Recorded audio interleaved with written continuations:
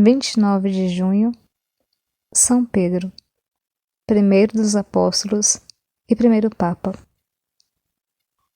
Ora, andando ao longo do mar da Galileia, Jesus viu dois irmãos, Simão, chamado Pedro, e André, seu irmão, que lançavam as redes ao mar, porque eram pescadores, e ele lhes disse: Vinde após mim, e vos farei pescadores de homens.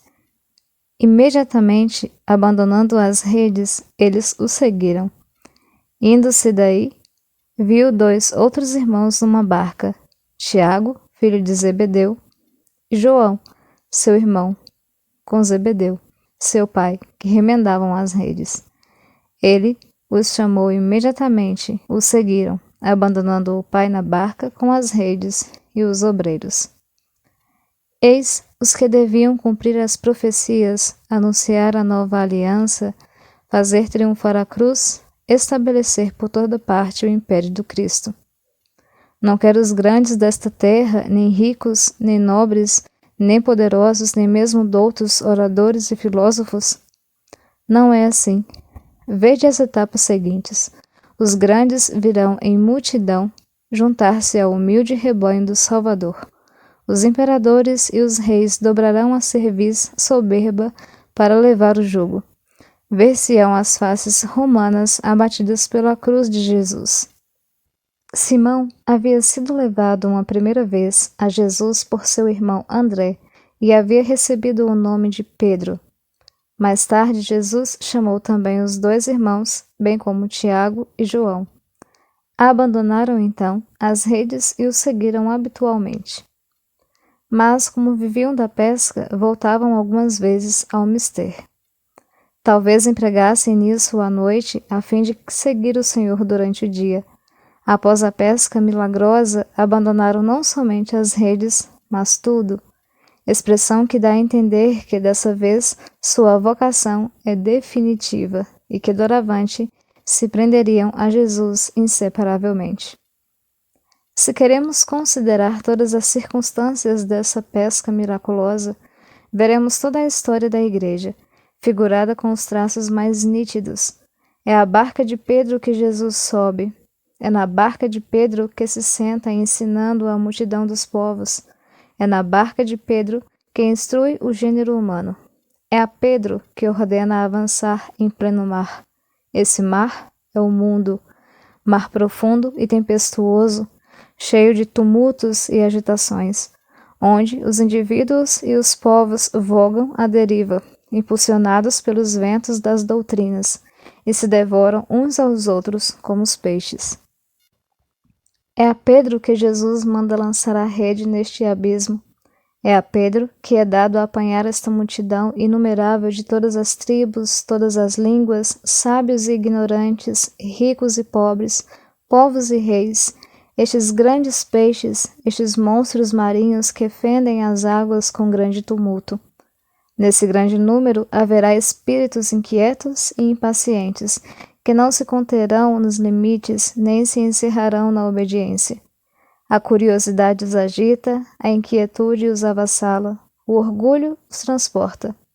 Rompem as redes, fogem, constroem cismas e heresias, extraviam-se em questões infinitas, perdem-se no abismo das opiniões humanas.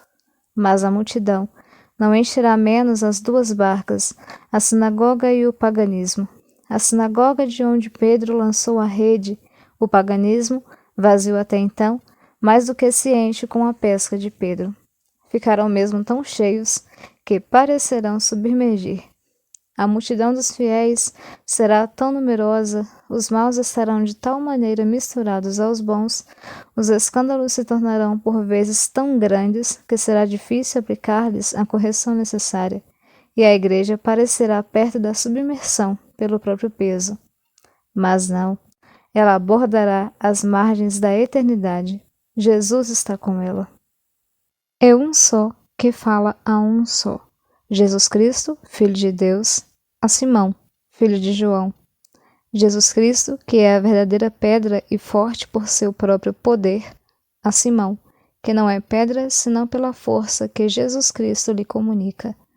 É a ele que Cristo fala, e falando-lhe, nele age, e lhe imprime o caráter de sua firmeza.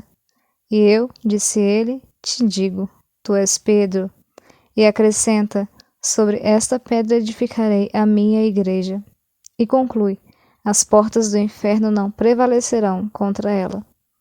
A fim de prepará-lo para essa honra, Jesus Cristo, que sabe que a fé que nele se tem é o fundamento da igreja, inspira a Pedro uma fé digna de ser fundamento desse admirável edifício. Tu és Cristo, Filho de Deus vivo. Por esta alta pregação da fé, atrai a si a inviolável promessa que o faz o fundamento da igreja. A palavra que Jesus Cristo, que do nada faz o que lhe apraz, dá essa força a um mortal. Que não se diga, que não se pense que esse ministério de Pedro termina com ele. O que deve servir de sustentáculo a uma igreja eterna não pode jamais ter fim. Pedro viverá em seus sucessores. Pedro falará sempre em sua cátedra. É o que dizem os padres. É o que confirmam 630 bispos no concílio de Calcedônia. Jesus Cristo cumpriu os seus desígnios e disse a Pedro, eterno pregador da fé, tu és Pedro, e sobre esta pedra edificarei a minha igreja. E acrescenta, eu te darei as chaves do reino dos céus. Tu, que tens a prerrogativa da fé, terás também as chaves que designam as autoridades do governo. O que ligares sobre a terra será ligado no céu, e o que desligares sobre a terra será desligado no céu. Tudo está submetido a estas chaves. Tudo, reis e povos, pastores e rebanhos. É assim que o mais douto e eloquente bispo da França comentou, diante dos colegas reunidos, a promessa de Jesus Cristo a São Pedro. Promessa, predição, é mister notá-lo bem. Promessa inviolável, predição infalível, mas ainda não cumprida. Ele falou no futuro, construirei, darei. Essas palavras não têm pleno efeito senão quando são pronunciadas no presente. Apacenta os meus cordeiros, apacenta as minhas ovelhas. Desde então, o que Pedro experimentar de fraquezas não afeta em nada as prerrogativas que lhe são anunciadas, mas que ainda não recebeu. Ainda não havia sido instituído chefe da igreja, mas somente designado para sê-lo. No dia de Pentecostes, o Espírito Santo desceu sobre os apóstolos e Pedro fez a primeira pregação, que converteu 3.000 homens. Havendo curado um paralítico de nascimento, fez uma segunda prédica, que não foi menos eficaz do que a primeira, porque, sem contar as mulheres e as crianças, que deveriam ser numerosas, converteram-se 5.000 homens. Houve a perseguição de Nero, o que veio recrudescer-lhe o furor foram as conversões, que operaram os 2 apóstolos, Pedro e Paulo, no próprio palácio de Nero e entre as infelizes vítimas de suas devassidões. Querendo exterminar os cristãos, Nero mandou pregar na cruz o príncipe dos apóstolos e cortar a cabeça de Paulo, com a esperança, sem dúvida, de conseguir derrubar o edifício após ter abatido as 2 colunas principais. São Paulo, como sabemos, já estava na prisão por algum tempo. São Pedro foi igualmente agarrado e colocado na prisão mamertina, aos pés do Capitólio. Segundo São Jerônimo, Pedro morreu no 37º ano após a crucificação do Senhor Jesus Cristo. Isto remonta ao ano 66 da Era Vulgar, tendo Jesus Cristo morrido, segundo a opinião melhor fundada, no ano 29, sob o consulado de Gêmenos. São Pedro havia assim governado a Igreja 37 anos. Quanto ao dia de seu martírio, Eusébio e a maior parte dos antigos dizem ser 20 de junho.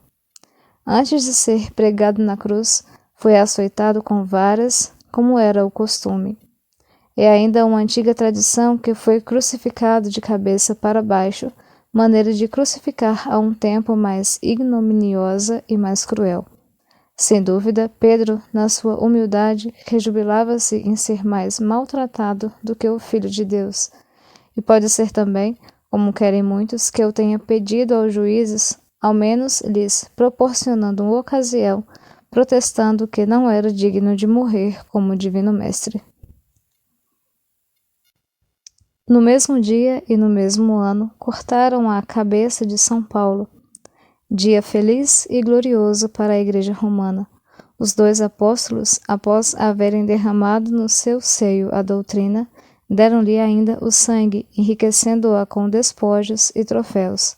Troféus e despojos, dos quais Roma cristã se orgulha e se orgulhou sempre com a mais justa razão, do que a Roma pagã dos despojos e troféus do mundo vencido.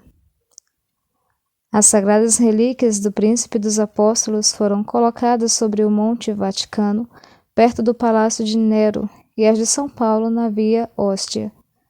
Disso temos testemunho célebre num autor eclesiástico, sacerdote Gaio, que viveu em Roma pouco mais de um século após a morte dos nossos dois santos. São Pedro, apóstolo, rogai por nós. Também hoje comemora-se Santas Salomé e Judite, Santa Ema e Santa Beata ou Beneditina.